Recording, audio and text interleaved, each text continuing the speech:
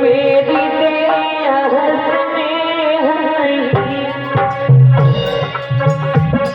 आपकी ही प्रेम निशानी है। आपसे ही मिलो लड़कपन है, आपसे ही मिली जवानी है।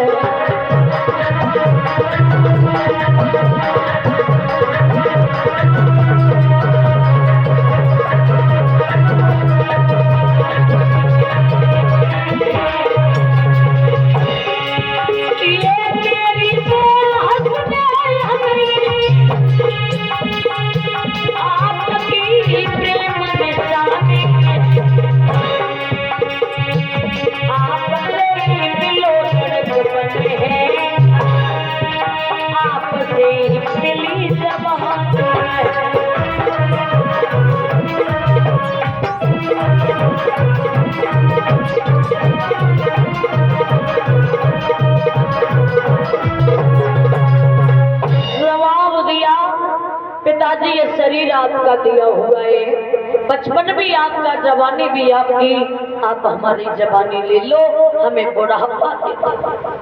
महाराज उस पुत्र को बुढ़ापा दिया और उस पुत्र ने अपने पिताजी को जवानी दी। कुछ दिन तक महाराज ने जवानी में दिन काटे, उसके बाद में अपने पुत्र को जवानी वापस की और बुढ़ापा लेकर के वन में तपस्या करने के लिए निकल गए। महाराज इधर वैसे पहले के राजा जो महाराजा होते थे, सबसे जो प्रथम पुत्र होता था उसी को राजा बनाया जाता था। लेकिन महाराज यात्री ने ऐसा नहीं किया, उन्होंने अपने छोटे वाले पुत्र को राजा बनाया। लेकिन इधर काफी समय तक गुरु ने राज्य चलाया, उसके बाद में महाराज यदु ने भी राज्य चलाया। यदु की 56वीं पीढ़ी पर महाराज आहु का जन्म हुआ। आहु के 2 पुत्र हुए जिनका नाम था देवक और उग्रसेन। उग्रसेन बड़े थे इसलिए इन्हें मथुरा का राजा बनाया गया। इनका विवाह रानी पवन रेखा के साथ में हुआ। बड़ी ही सुंदर थी रानी।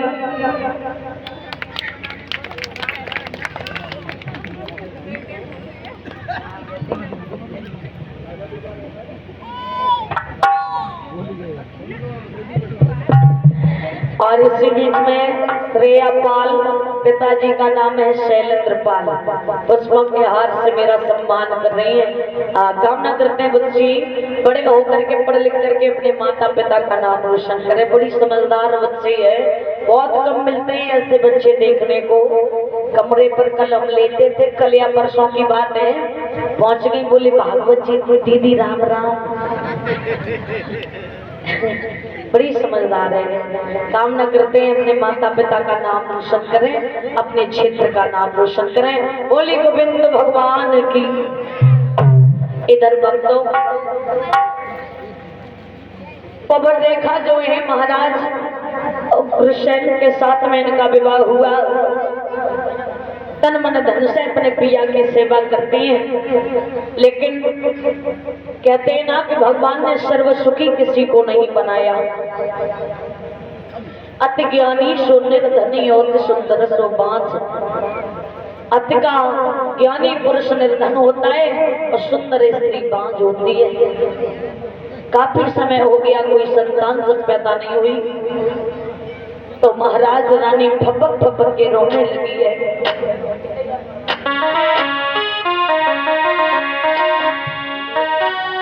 प्रभु दिने कापे नजरी तारी, मेरे कौन कोई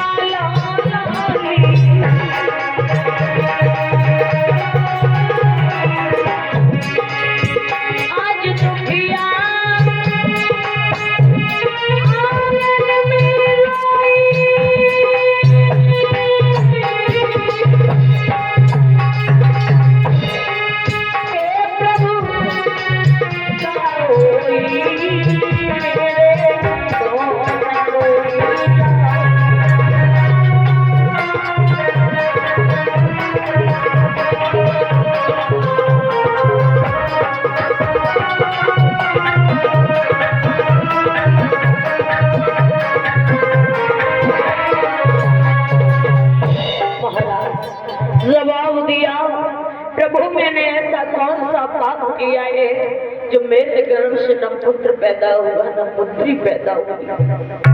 रोने लगे। महाराज उग्रसेन का आगमन हो गया।